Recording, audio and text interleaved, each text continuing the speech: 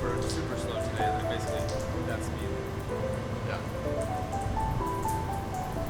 This is the distillery floor, so this is where all the grain comes in, basically, and it goes out as whiskey. So the main processes that happen here are mashing, which is cooking the grain into like a corn pudding, fermentation, which is just adding yeast to ferment that into alcohol, and then two different types of distillation. First, a stripping run, which just kind of removes the alcohol from the distiller's beer, and then a spirit run where you really dial in the flavor and kind of finish the white whiskey.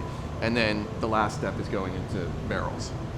Everything begins outside in one of the silos. So we have, right now we're making bourbon, so we have corn in the silo. But we just finished our rye for the year, so we do basically a silo is 25 tons, and we go through about a ton of grain each day. So a silo, lasts 25 production days. And then basically this pipe will bring the grain, really flour at this point, from the mill up to here, drops it into the hopper, and then we can add other grains here. So our rye recipe is 80% rye and then 20% English malted barley. So right now this is peated malted barley. That's standing by for our peated bourbon. But all of our whiskeys have some amount of malted barley in it because that's where you have the enzymes that will convert the starch to sugar. That word malt, people associate with like Whoppers and milkshakes, but malt actually just means you're germinating a seed, and it has a different sort of composition than a dormant seed. So those enzymes that are converting the dormant energy, dormant starch into energy for the plant to grow, we can take the same enzymes and use it to convert starch to sugar. So anytime you're having something that's fermented from grain or distilled from grain, like beer or whiskey, malted barley is usually a main component.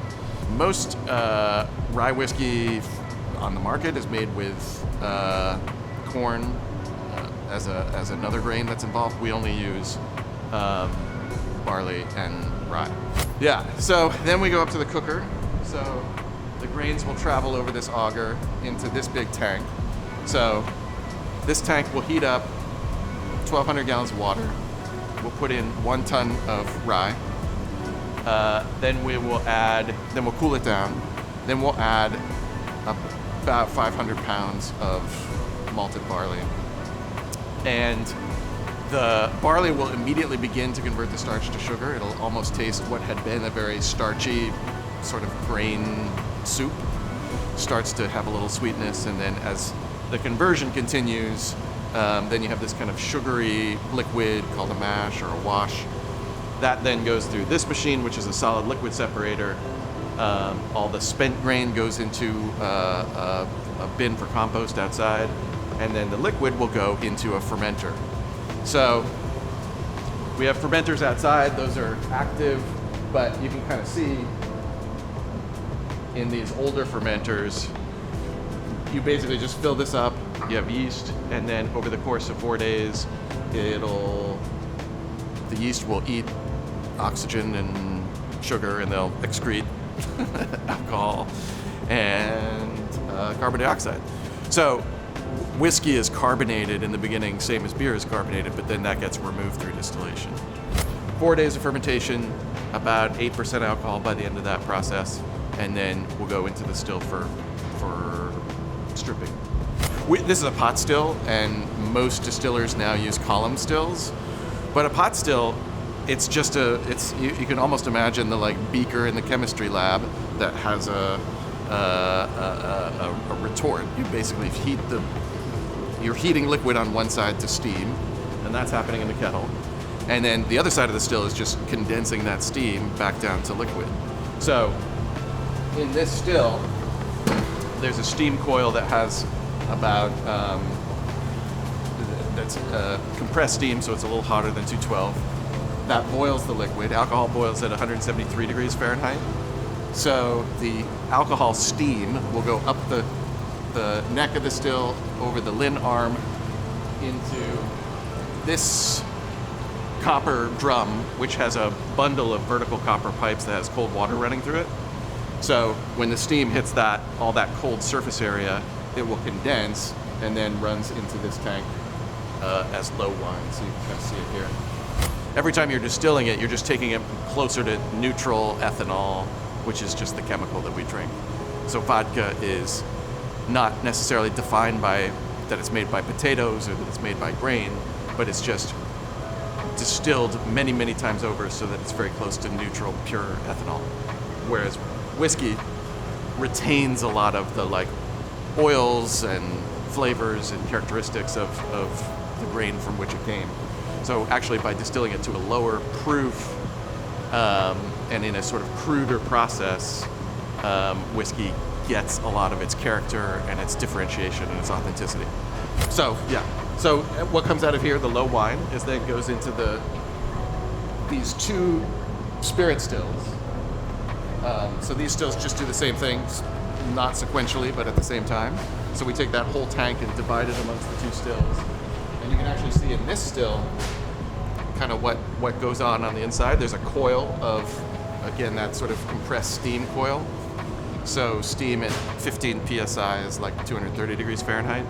So that will heat up the still, the alcohol boils. This is just a tapered cone of copper, and then the steam will travel over the top of the still, and then once it hits that downward sloping arm, it will begin to bead up and condense on the side of the still, and then it will run into